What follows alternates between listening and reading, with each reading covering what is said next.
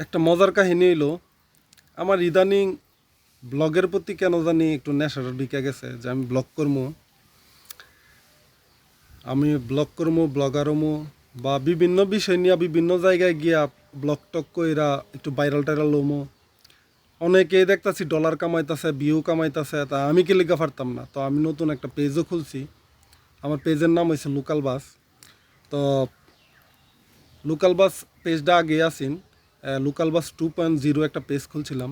এখন আবার লোকাল বাসে কাজ করতেছি। তো যারে কই দে ভাই একটা ভিডিও করে দিবেন, ভাই একটা ভিডিও করতে হইব, এমন জায়গাতে যাইতে হইব, একটু ভিডিও করতে হইব, আসা যাওয়ার খরচ আমি দেমনে। হ্যাঁ এই ক না না না না না না না, আমার দ্বারা হইতো না, আমার দ্বারা হইতো না। আসলে এমন পরিস্থিতিতে সব ব্লগার বা যারা কন্টেন্ট ক্রিয়েট করে সবাই পড়ে। একটা জিনিস মনে রাখবেন, দুনিয়াতে কেউ কারো সাপোর্ট ছাড়া উপরে উঠতে পারে না।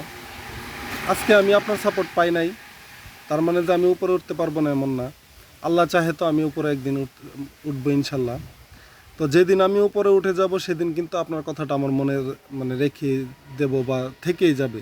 যে আমার মনে হবে যে আমি একদিন বলছিলাম ওকে যে আমাকে একটা ভিডিও কইরা দেন, কিন্তু ওই আমার ভিডিওটা কইরা দিছিল না। আজকে যখন আমি সফল হয়ে গেছি তখন সে আমার পাশে ভিড়তে চাইতেছে বা ভিডিও কইরা দিতে চাইতেছে ইত্যাদি ইত্যাদি। তো কখনো মানুষের মনে কষ্ট দিবেন না। যদি ফ্রি থাকেন তাহলে সবসময় চেষ্টা করবেন কন্টেন্ট ক্রিয়েটর বা যেই হোক আপনাকে যদি বলে ভিডিও করে দিতে, মানে কারো আহ, ইচ্ছাকে অপূর্ণ রাখবেন না।